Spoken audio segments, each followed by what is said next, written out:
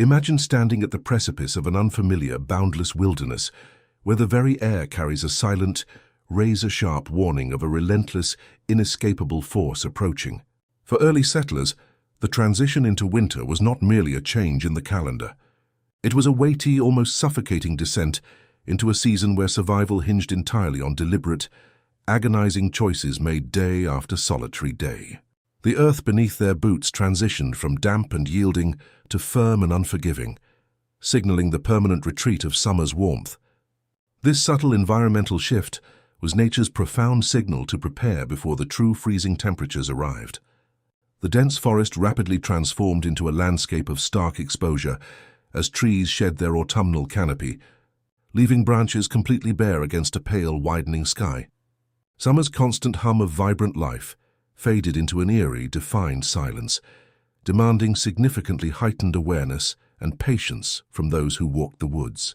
Settlers intimately recognized that the first frost was a critical threshold, a rapidly closing window that dictated the urgent need to gather, store, and fortify their lives.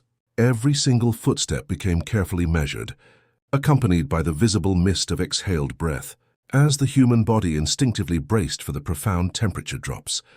Awakening long before the pale dawn, the brutal reality of the impending cold settled deep into stiff joints, making the desperate pursuit of firewood the absolute center of daily existence.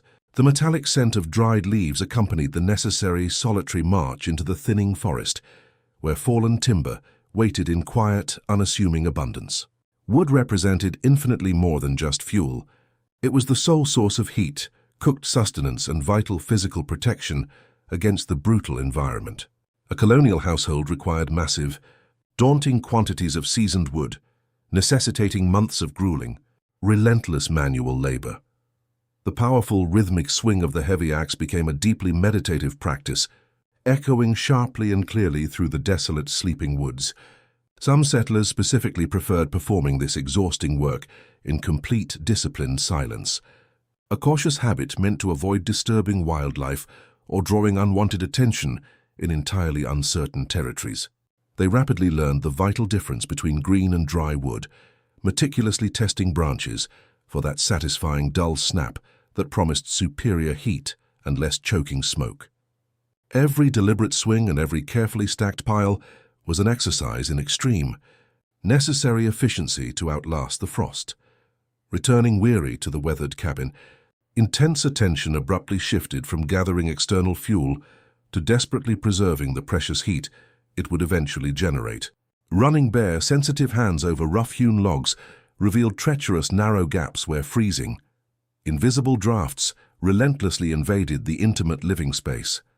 A vital defense mechanism known as chinking was heavily employed, mixing freezing mud, clay, and occasional fibers to create a durable, hardened seal against the outside elements.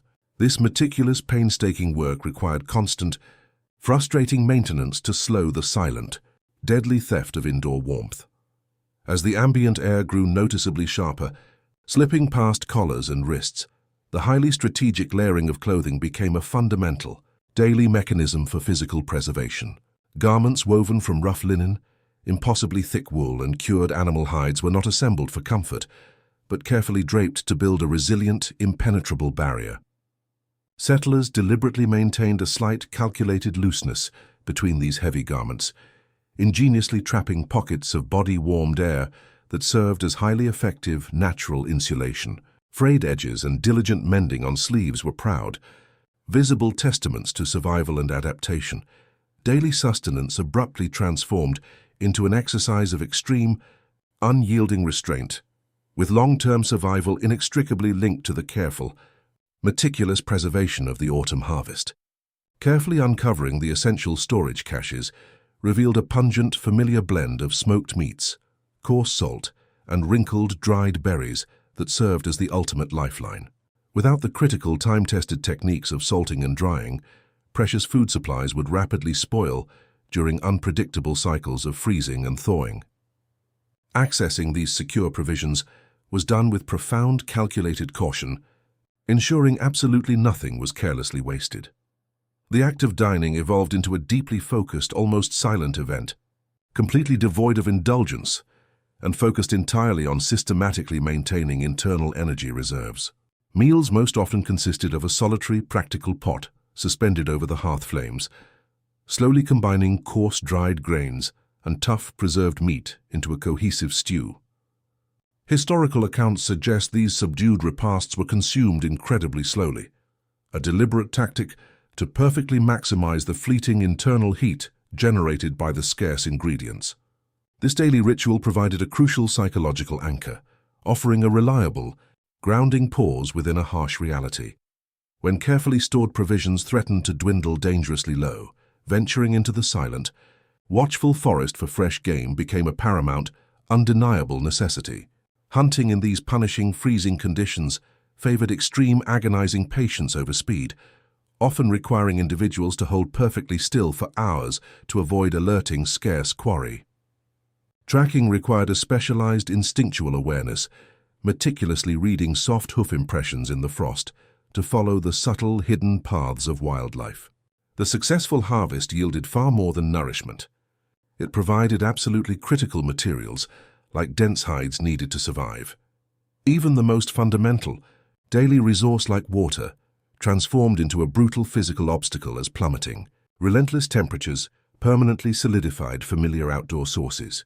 Journeying to the nearby frozen depression required forcefully breaking through fragile, newly formed barriers of thick ice, the freezing liquid biting painfully into exposed, raw skin.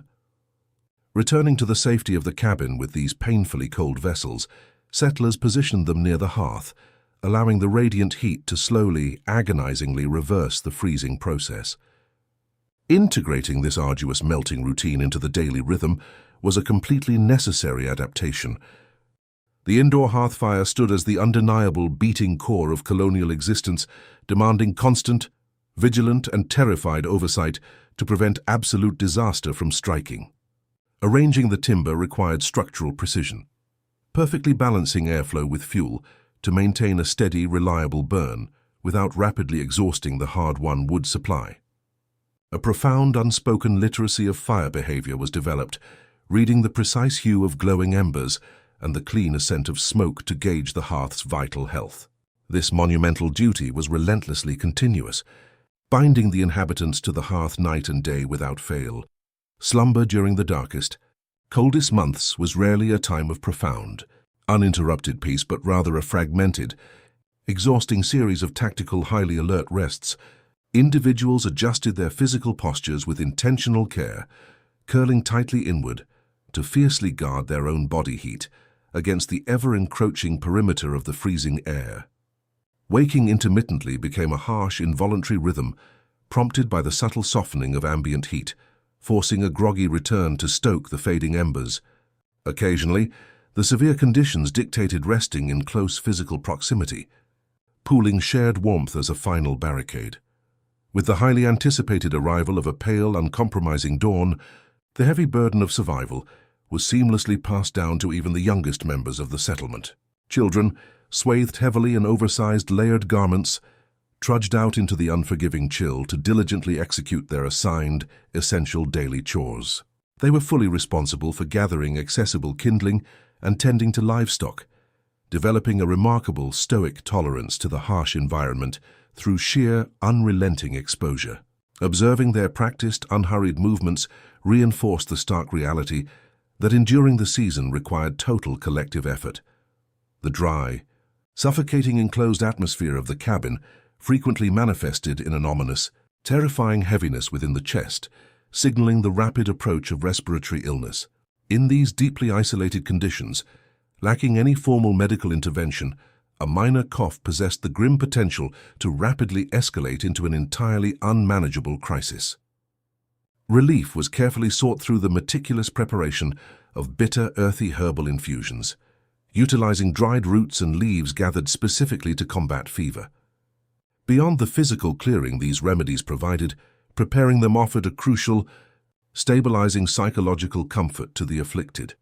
As the dark weeks dragged endlessly onward, a profound, heavy isolation descended, fundamentally altering the very way silence was experienced within the sturdy cabin. The dramatic, complete reduction of external wildlife sounds and the total absence of neighborhood contact created an expansive void that pressed continuously against the mind.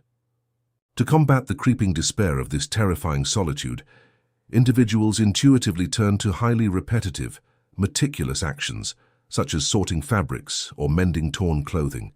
These seemingly mundane, rhythmic tasks served as vital mental anchors, smoothing the erratic flow of anxious thoughts. Occasionally, the crushing, unbearable isolation was mercifully pierced by the sighting of a distant neighbor, their burdened, exhausted posture reflecting the exact same silent struggle. Approaching them on the firm, frozen ground, an unspoken, profound mutual understanding dictated an immediate, unquestioning offer of physical assistance with their heavy load. This informal system of neighborly cooperation required absolutely no words, representing a vital social safety net where shared labor bolstered the collective odds of survival. Simply walking in synchronized step provided a sudden, powerful reassurance that they were not entirely abandoned. The fragile survival of the human inhabitants was inextricably, permanently linked to the well-being of their livestock, requiring dedicated freezing excursions into the biting exterior. Within the modest secondary enclosure, the accumulated body heat of the calm animals created a surprisingly noticeable, highly protective microclimate against the howling wind. Careful attention was given to distributing fresh, dry straw across the freezing floor, serving simultaneously as essential feed and vital insulation against the frozen earth. Diligently sealing tiny gaps in this structure provided a deeply grounding routine of shared existence. The steady, monotonous routine was violently interrupted as the ambient air pressure shifted dramatically, heralding the rapid, terrifying descent of a severe winter tempest. Settlers quickly developed a highly attuned, almost supernatural sensitivity to these meteorological warnings, recognizing the subtle, pulsing shifts in the wind that tested their walls. Immediate, frantic action was taken to significantly bolster the hearth's output and aggressively pack remaining crevices with mud as the external roar amplified. The terrifying realization that venturing outside was lethally impossible forced a severe rationing of all indoor resources, trapped securely within the dimly lit enclosure. While the terrifying blizzard raged violently against the timber, the human perception of time warped into an endless, tense present. To beautifully endure the psychological strain of the deafening gale, hands were deliberately kept busy, carving small, simple shapes from scrap wood using worn, trusted blades.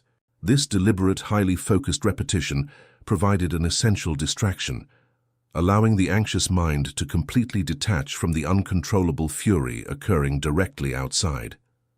Time was measured purely by the steady depletion of stacked logs and the calming scraping of the tool. Eventually, the relentless, deafening pounding receded entirely, replaced by an expansive, profound silence as the heavily transformed, snow-buried landscape was revealed beneath a clearing sky. The sheer, blinding brightness of the freshly fallen snow brought a sudden, palpable psychological shift, offering a profound sense of total renewal despite the ongoing harshness. Stepping back into the secure, deeply familiar warmth of the cabin, the immense accumulation of small, diligent actions culminated in a profound feeling of genuine endurance. Winter was recognized not as a single battle, but a continuous process, finally permitting deep rest beside the hearth.